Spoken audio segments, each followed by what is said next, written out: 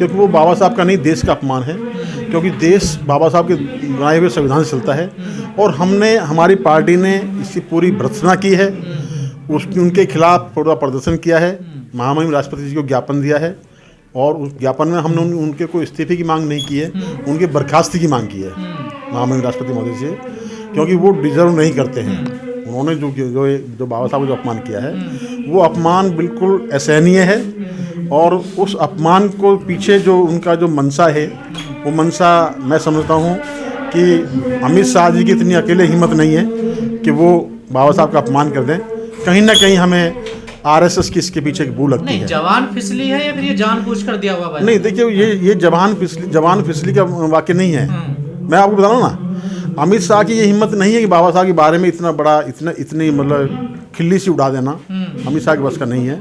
संभवतः मतलब हमें कि उनके पीछे की जो उनका जो संगठन है आरएसएस नाम का संगठन है, जरूर उन्होंने किसी एक योजना के तहत वो स्वर्ग की बात कर रहे हैं कि आप कहाँ बाबा साहब का नाम लेते हैं, भगवान का नाम लीजिए स्वर्ग मिल जाएगा। हाँ, बिल्कुल आपने बिल्कुल सही कहा है और हम भी यही कहते हैं। मैं तो यही कहता हूँ, आरएसएस के लोगों को मैं चैलेंज करता हूँ और भारतीय जनता पार्टी के लोगों को हम चैलेंज करते हैं कि वो जिस मंदिर की बात कर रहे हैं उस मंदिर में वो सब चले जाएं या उस नहीं पहले मंदिर में जाए ना, स्वर्ग में बाद में जाएंगे। स्वर्ग नाम की कोई चीज़ नहीं है, मंदिर उन्होंने बनाए हुए मंदिर हैं। और मैं इस बात का चैलेंज करता हूं कि अगर उनके मंदिर के द्वारा कोई देश में एक साइंटिस्ट हो, कोई देश में एक इंजीनियर हो, कोई देश में एक डॉक्टर हो, कोई देश में एक वैज्ञानिक हो, कोई देश में सबसे छोटी है प्लम्बर, कोई प्लम्बर भी अगर उनके मंदिर ने पैदा किया हुआ हो तो वो उसको ले आए, हम उसके साथ उसकी बात को मानने को तैयार हैं। हाँ, मंदिर ने कुछ दिया है और स्वर्ग भी हो सकता है, लेकिन ये मंदिर मस्जिद का जो मामला है ये जनता को भ्रमित करने वाला मामला है,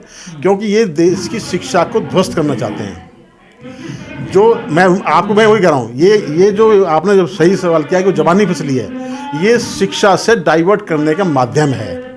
शिक्षा, रोजगार, बेरोजगार। हाँ, मैं बताऊँ ना, देखिए शिक्षा से डाइवर्ट किया जा रहा है, रोजगार से डाइवर्ट किया जा रहा है, स्वास्थ्य सेवा से डाइवर्ट किया जा रहा है। असली मुद्दों पे सवाल ना हो, असली मुद्दे पे कोई सवाल ना करे और जनता इनके पीछे, उन्होंने ये पिच तैयार कर दी है, उस पिच पे जनता अपना गेम करती रहे। नहीं, ये तो सर बीजेपी की बात हो गई, जो 2 महीने पहले 3 महीने पहले बाबा साहब को गालियां देते थे या बाबा साहब की वाइस प्रतिज्ञा लेने पर मंत्री का इस्तीफा ले लेते थे, वो भी तो आज कह रहे हैं मैं बाबा साहब का भक्त हूँ, मैं उनके रास्ते पे चलता हूँ। तो फिर उनका क्या इलाज है सर? देखिए बात क्या है, देखिए बाबा साहब की मार्केटिंग की जा रही है। बाबा साहब को समझना और बाबा साहब को जानना और मानना दोनों फर्क है। ठीक है, रिपब्लिकन समाज पार्टी बाबा साहब को जानती भी है और बाबा साहब को मानती भी है। मानने से पहले जानने का काम करती है। हमने अपनी पार्टी के सभी कार्यकर्ताओं को पहले कैडर से तैयार कर रहे हैं, कैडर की बात तैयार करके और फिर हम उसको आगे फील्ड में भेजेंगे। और जहाँ तक बाबा साहब की बात करते हो, देखिए मैं कहता हूँ, बाबा साहब दुनिया में इंसानियत के आइकॉन है, दुनिया के इंसानियत के आइकॉन है। ठीक है, भाजपा के आरएसएस की किसी कोई औकात नहीं है जो बाबा साहब के बारे में कोई टिप्पणी कर दे। ठीक है, लेकिन हाँ ये की जा रही है, ये की इसलिए जा रही है क्योंकि जो अम्बेडकरवादी, जो सो कॉल्ड अम्बेडकरवादी लोग हैं वो कहीं ना कहीं अपनी जिम्मेदारी से भटक गए हैं। इसी वजह से ना इस्तीफा को ना माफी मांगी गई। नहीं, इस्तीफा और माफी मांगने की देखिए बात, इस्तीफा और माफी मांगने की नहीं है। मैं तो कहता हूँ राष्ट्रपति महोदय जी को संज्ञान लेना चाहिए था, उनको बर्खास्त करना चाहिए था और ऐसे आदमी पर क्वेश्चन मार्क करना चाहिए कि वो जिंदगी में कभी प्रोटोकॉल नाम में मिले ऐसे व्यक्ति को। पर ऐसे आदमी को जो दलित सांसद आरक्षण से गए हैं, यहाँ तक जी प्रधानमंत्री भी उनके बचाव में उतर आए, देखिए लगातार ट्वीट किए उन्होंने कई सारे, और दलित सांसद मंत्री भी उनका बचाव कर रहे हैं। देखिए हाँ, देखिए आपने बिल्कुल सही कहा है।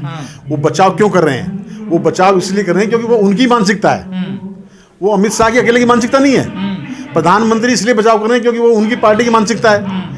जो उनकी पार्टी में सो कॉल्ड शेड्यूल कास्ट के एमपी हैं वो उनकी मानसिकता से तैयार हुए होने, इसलिए उनको बचाव कर रहे हैं। वो अगर वो अम्बेडकर उससे जाता तो एक ही व्यक्ति है, आप मैं अब नाम क्या लूँ जिनका आप बात कर रहे हैं, मतलब मैं तो समझता हूँ कि क्या एक संसद में एक तरफ देखा जाए बाबा साहब की जीत तो है ना। देखिए आज संविधान पे चर्चा हो रही है संसद में, बाबा साहब को केंद्रित मानकर राजनीति हो रही है, सारी पार्टियां उनके लिए बोल रही हैं, तो कहीं ना कहीं उनके विचार की तो जीत हो रही है ना। देखिए सर, देखिए जो जय भीम बोलने से पहले डरते थे संसद में जय भीम का नारा लगा रहे हैं, देखिए ना सर। देखिए जहाँ तक मैंने आपको बताया ना, बाबा साहब इंसानियत के मसीहा हैं पूरी दुनिया के, पूरी दुनिया में इंसानियत के मसीहा हैं बाबा साहब। जहाँ तक आप जीत की बात करें, ये बहुत छोटा सा पार्ट है। क्योंकि बाबा साहब के बगैर उनका गुजारा नहीं है।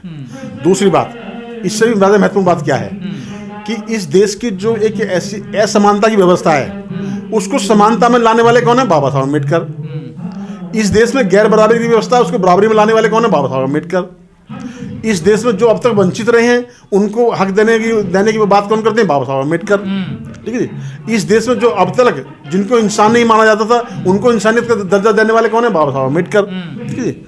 इंसान के साथ साथ इस देश की जो एक प्राकृतिक व्यवस्था है, जिससे एक मानव को एक अच्छा एनवायरनमेंट मिलता है, उसकी अगर सुरक्षा की व्यवस्था करते हैं वो बाबा साहब अम्बेडकर करते हैं। ठीक है। तो बाबा साहब अम्बेडकर का जो एक मतलब उनका जो एक जीवन परिचय है, या उन बाबा साहब अम्बेडकर का जो दृश्य है, वो कुछ छोटा आम दृश्य नहीं है। आरएसएस या संघ या भाजपा के लोगों के बस का उनका समझना नहीं है।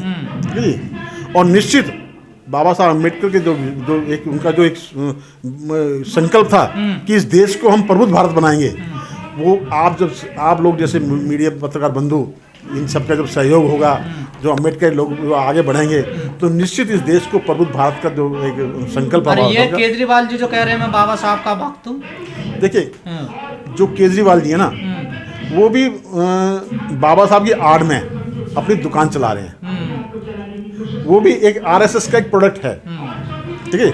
अगर केजरीवाल बाबा साहब की अगर बात को मानते हैं, बाबा साहब को जानते हैं, तो केजरीवाल दिल्ली में मुख्यमंत्री थे, ऑर्डर पास कर देना कि शिक्षा का राष्ट्रीयकरण होगा। क्यों नहीं किया उन्होंने?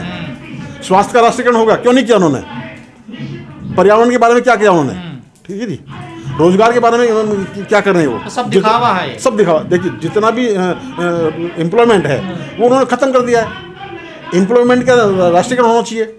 बाबा साहब अम्बेडकर का जो एक सपना था, जो बाबा साहब अम्बेडकर जो बिल्कुल क्लियर कट संविधान के साथ साथ स्टेट एंड माइनॉरिटी जो अपने लेख में लिखते हैं, वो तो क्लियर कहते हैं कि जितनी भी संवैधानिक संस्था हैं वो सब सरकार के अंदर होनी चाहिए। और सरकार बनाई किस लिए जाती है?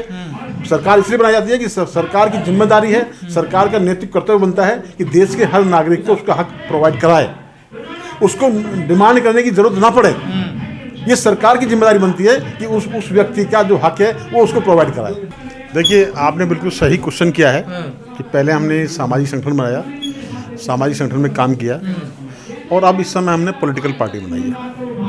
पॉलिटिकल पार्टी बनाने से पहले मैं बहुजन समाज पार्टी में एक पदाधिकारी था, और पॉलिटिकल पार्टी बनाने का मकसद सिर्फ ये है कि हम पॉलिटिकल ताकत से ही हम देश में संविधान को स्थापित कर सकते हैं, देश की आम जनता को हम उनके हक अधिकारों से अवगत करा सकते हैं, उनके हकों को हम दे सकते हैं। इसलिए पॉलिटिकल पावर के लिए हासिल करके हम देश का एक मतलब देश की जनता को जो एक उनकी जो रिक्वायरमेंट है उनको पूरा करने के लिए हमने पॉलिटिकल पार्टी बनाई। जिस पार्टी में आप पहले थे, क्या वो रिक्वायरमेंट पूरी नहीं कर पा रही थी? उसमें आखिर क्या कमी थी जो आपने वो पार्टी छोड़ी, नई पार्टी बना ली? हाँ, ये बात बिल्कुल सही क्वेश्चन है आपका।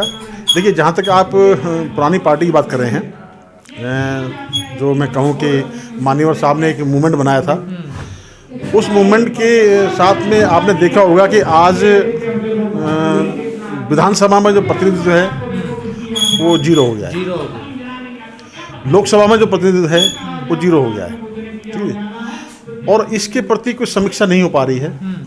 इस समीक्षा ना होने के कारण हमें लोगों को की रिक्वायरमेंट थी, क्योंकि जो जितने भी पुराने वामपंथी थे उन सब की हमने सलाह ली, उन सब का हमने एक परामर्श लेने के बाद एक रिपब्लिकन समाज पार्टी का गठन किया गया है। लेकिन सर बसपा की आपने बात करी, लेकिन एक पार्टी और है समाज में जो उभरती हुई आ रही है, उनकी अभी नए सांसद चुने गए चंद्रशेखर आजाद, और आपने उनके लिए बड़ा काम किया, पूरा समाज जानता, पूरा देश जानता, तो उनके साथ क्यों नहीं जुड़ पाए आप?